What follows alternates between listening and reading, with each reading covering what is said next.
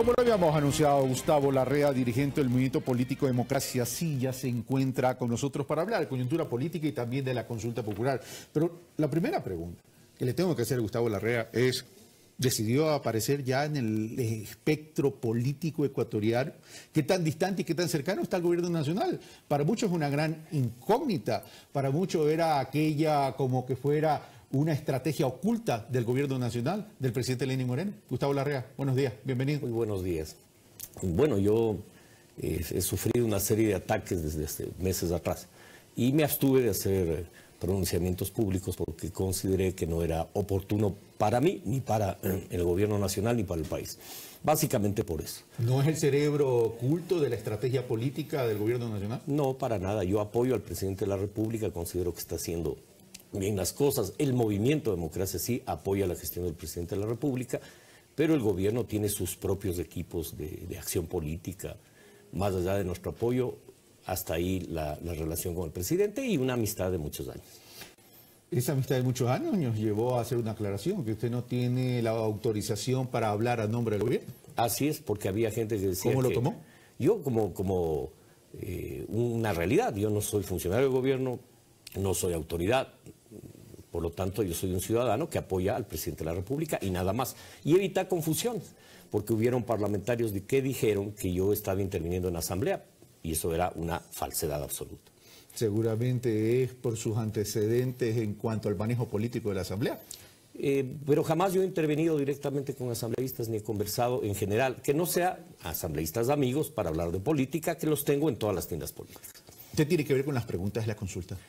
No, yo creo que la consulta está bien formulada en términos generales, me parece bien, me hubiera gustado tal vez incluir una o dos preguntas más, pero creo que el presidente ha actuado y su equipo con absoluta coherencia para hacer frente a los problemas actuales del país. Pero dicen que esta consulta tiene nombre y apellido, y me refiero a la pregunta que tiene que ver con el tema de la enmienda constitucional del 2015 relativa a la eventual reelección indefinida. Y digo eventual reelección indefinida porque en definitiva el que elige es el pueblo ecuatoriano.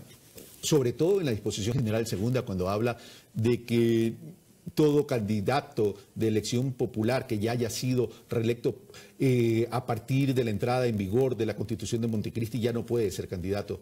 ¿Eso no es ponerle nombre y apellido a esa pregunta, a esta consulta en relación a Rafael Correa? Yo creo que es rescatar el espíritu de Montecristi. Y creo que el espíritu de Montecristi era renovación permanente de dirección política en el país y no caudillos que se queden en el poder eternamente. Creo que eso recoge básicamente la pregunta y recoge ese espíritu, el espíritu democrático de Montecristi. Pregunta demasiado rápida y concreta, mi querido Gustavo Larrea. Sí, ¿Le debo creer?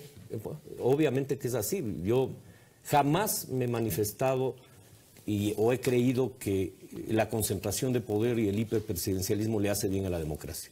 En toda mi vida, no ahora. Toda mi vida he luchado por la renovación democrática.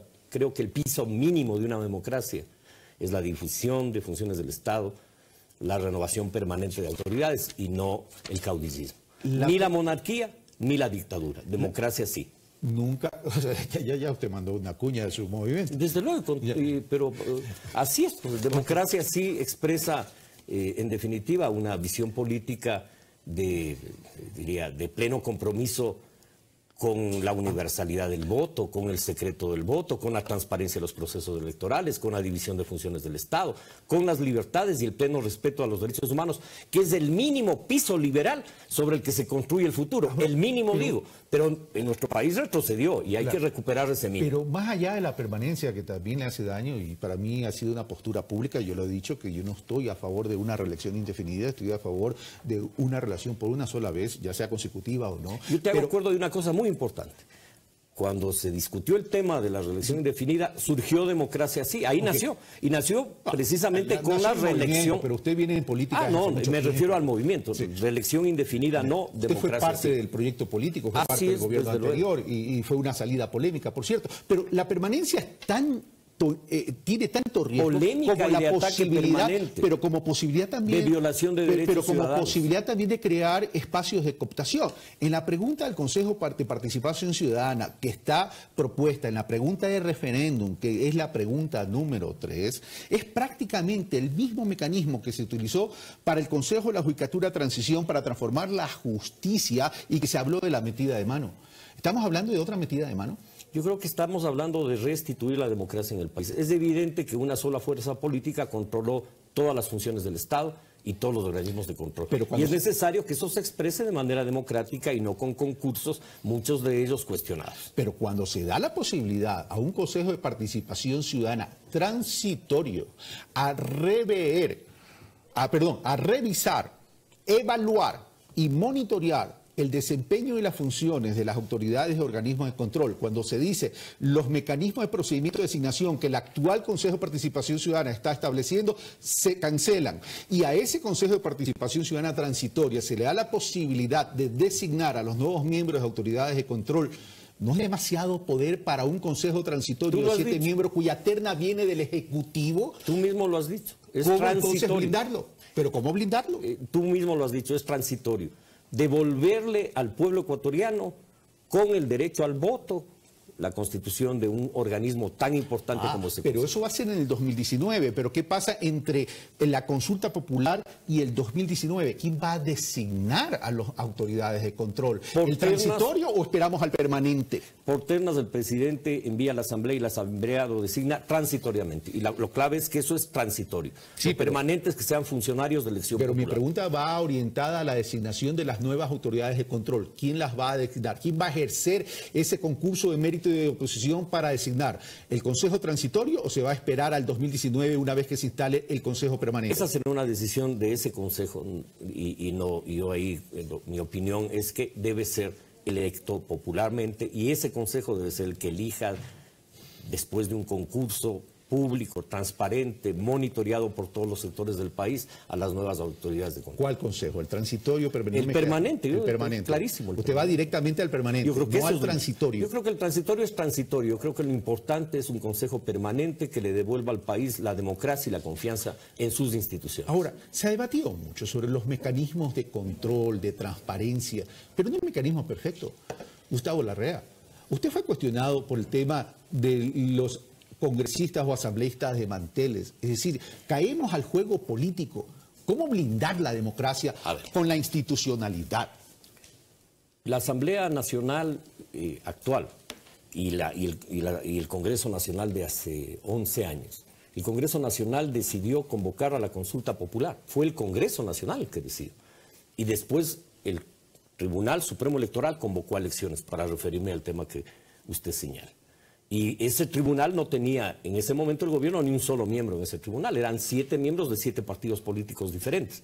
Y resolvieron por 5 votos a 2 convocar la consulta. En todo caso, ahí la acción política nuestra fue de diálogo, para lograr, desde luego, un compromiso de apoyo a la consulta para convocar a la constituyente, absolutamente abierto y transparente. Y creo que ahora es el pueblo el que debe pronunciarse en las urnas. Siempre debió ser ese mecanismo. Cuando el presidente Correa quiso modificar la Constitución de Montecristo, lo hizo vía asamblea. Debió hacerlo vía consulta popular, por un hecho obvio. La Constitución vigente se aprobó en consulta popular. No solo los asambleístas debatieron y aprobaron una Constitución, sino que la sometieron a la voluntad popular. Y ahora tenemos la oportunidad de que sea la voluntad popular la que se exprese. Si se quiere regresar al espíritu de Montecristi, ¿por qué no una constituyente?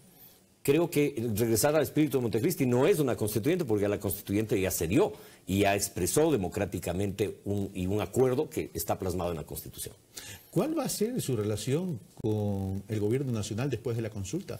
Apoyo al presidente de la República, apoyo a las transformaciones democráticas del país. ¿Va a participar en el gobierno nacional? No voy a participar. ¿No va a ocupar ningún cargo en el gobierno nacional? No voy a ocupar ninguna función pública.